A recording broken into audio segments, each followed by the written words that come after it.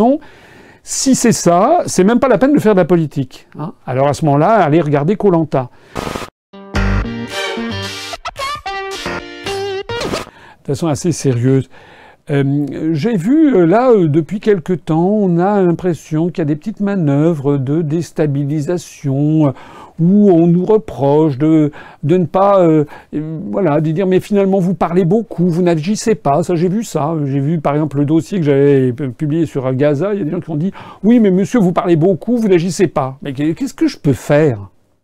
Qu'est-ce que je peux faire, moi, et qu'est-ce que peuvent faire les membres de l'UPR pour agir sur l'affaire de Gaza? Si ce n'est que de faire ce que nous faisons, c'est de développer des analyses conformes au droit, à la justice, à l'égalité entre les êtres humains, des analyses pondérées, et de faire des analyses qui proposent des propositions de prise de décision politique et juridique, mais qui n'est pas en notre mesure de prendre puisque nous ne sommes pas au pouvoir. J'ai vu aussi d'autres personnes qui s'étaient entichées d'un escroc, dont je préfère taire le nom, qui leur avait dit, alors voilà, le 5 mai, patatras, patatras, on va prendre le pouvoir, etc. Faut être un peu raisonnable, faut faire preuve d'un petit peu de discernement. Ce monsieur qui est sur Internet depuis quelques années maintenant, il avait déjà fait le coup il y a 3-4 ans, il avait dit le 14 juillet, on va prendre le pouvoir. Il y avait eu 50 ou 60 personnes qui étaient allées siffler le 14 juillet au passage de François Hollande sur les Champs-Élysées. Ils avaient tous été embarqués dans des paniers à salade avec relevé d'identité. Alors moi, les rumeurs les plus bizarres circulent sur toutes ces opérations. Certains disent que ce monsieur aurait parti lié avec les services de renseignement et que toutes les personnes qui auraient la crédulité de lui faire confiance se retrouveraient fichées par les renseignements généraux, ou plus exactement ce qui a succédé aux renseignements généraux. Est-ce que vous croyez vraiment que quelqu'un va faire un coup d'État en l'annonçant 3 mois, 5 ou 6 semaines avant sur Internet en disant venez tous là? Enfin, franchement, non, il y a quand même des limites au trollage, il y a des limites au manque de discernement. Je voudrais d'ailleurs au passage en profiter pour dire autre chose, c'est que il y a des gens qui disent mais vous êtes trop légaliste, c'est pas comme ça qu'il faut faire, vous n'y arriverez jamais par les urnes, etc. Alors moi je voudrais dire à ces gens-là ce qui suit. Il n'y a que 2 façons d'arriver au pouvoir. Il n'y en a pas 50 000, il n'y en a que 2. La première, c'est de la façon légale et constitutionnelle. Ça s'appelle les élections. La deuxième, c'est par un coup d'État, c'est-à-dire par une action de force qui piétine la loi, les institutions, la Constitution. Ce sont les 2 formes. Nous avons choisi à l'UPR la forme légale et constitutionnelle. C'est-à-dire que j'ai construit un mouvement politique à partir de rien, qui est désormais le 4e ou 5e mouvement le plus étendu en nombre d'adhérents. On va bientôt avoir 31 300 adhérents. C'est un mouvement politique en plein essor. C'est un mouvement politique qui malheureusement a du mal à avoir accès aux grands médias, mais dont toutes les analyses sont validées. Et je suis absolument convaincu que plus nous allons aller, plus nous allons nous développer.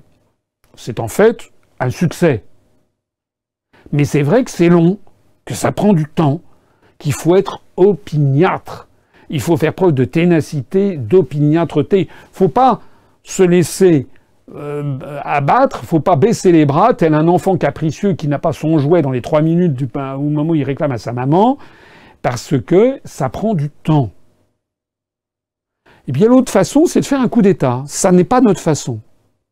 Donc que les gens qui me disent vous n'y arriverez jamais, etc., c'est pas comme ça qu'il faut faire, j'ai dit mais c'est possible que ce soit ce que vous pensiez vous, ça n'est pas ce que je pense moi. Et ces personnes-là, eh bien je leur dis installez-vous à votre compte. Voilà, faites un coup d'État. Allez-y. Vous vous appelez à la révolution? Allez-y. Moi, je vois à quel point la société française est une société sous hypnose, apathique, anesthésiée. Combien le problème numéro 1 que nous avons, c'est de mobiliser les Français.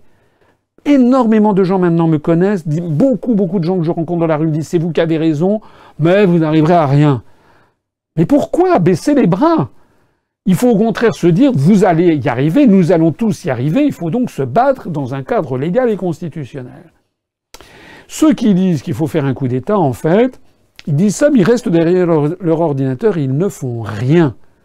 Et j'ai vu, là, depuis quelques semaines, parce que notre mouvement porte ombrage de plus en plus, je vois des gens qui prétendent, certains d'ailleurs, disent « oui, je suis un ancien adhérent de l'UPR déçu ». On a vérifié, ils n'ont jamais été adhérents de l'UPR, ça c'est encore une autre histoire. Certains l'ont été, d'autres non. Et il y en a qui disent « voilà, je suis déçu parce que si, parce que ça ne va pas assez vite. On voit qu'Asselineau, ce qui n'est pas vrai, on ne voit pas que moi, il y a d'autres personnes à l'UPR, il va y en avoir de plus en plus. Et comme si on voyait beaucoup de gens, à part Mme Le Pen au Front National, à part M. Dupont-Aignan à DLF, à part M. Mélenchon à France Insoumise, etc. C'est normal que dans tous les partis politiques, on voit essentiellement une ou deux ou trois têtes qui dépassent. Mais il y a des gens qui disent ça, et puis qui disent non, et puis finalement, voilà, c'est pas assez. En fait, voilà, on a l'impression qu'il y a des internautes qui se prennent pour des critiques du guide Michelin, ils sont là, et qui disent, bah, finalement, bon, oui, bon, là, le foie gras était un petit peu trop salé, la cuillère un peu trop cuite, donc finalement, non, je vais le rétrograder, je vais retirer un médaillon. Mais c'est pas de ça, là, c'est pas de la politique, hein. Là, on est face à des goûteurs professionnels qui font la moue devant une confiture d'épluchures de saucisson. Si c'est ça, c'est même pas la peine de faire de la politique, hein. Alors à ce moment-là, allez regarder Koh-Lanta. Ce dont on a besoin en France, c'est d'un peuple qui se ressaisit, qui comprend que les choses sont sérieuses, qui comprend qu'on doit se battre, qu'on ne doit pas en permanence se poser la question de savoir mais est-ce que finalement le capitaine est bon, on devrait en avoir d'autres. Il y en a d'autres. Ceux qui veulent aller s'installer à leur compte, qu'ils y aillent. Ça a d'ailleurs été le cas. Il y a quelques personnes qui ont quitté l'UPR comme elles ont quitté d'autres mouvements politiques, hein, et puis qui se sont installées à leur compte. Allez voir ce qu'elles sont devenues, ces personnes. Rien. Les gens qui avaient dit que je n'arriverais à rien, que j'étais nul, etc., n'ont rien fait de rien de rien. Plutôt que de passer son temps à se regarder le nombril et à tout critiquer ce qui se passe, il faut aussi serrer les rangs, regarder la bouteille non pas à moitié vide, mais à moitié pleine. C'est en fait un succès que nous sommes en train collectivement de réaliser.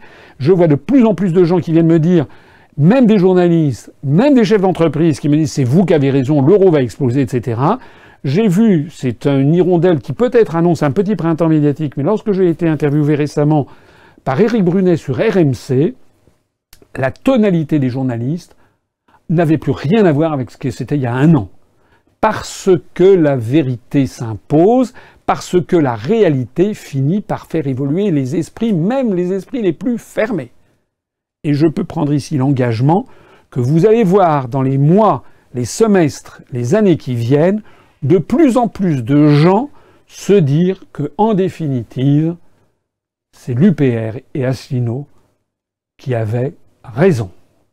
C'est la raison pour laquelle ne baissez pas les bras, ne vous laissez pas perdre votre temps par des gens qui vous font aller taper sur des casseroles sur la place de la Concorde en disant qu'ils ont arrêté Macron. C'est du délire.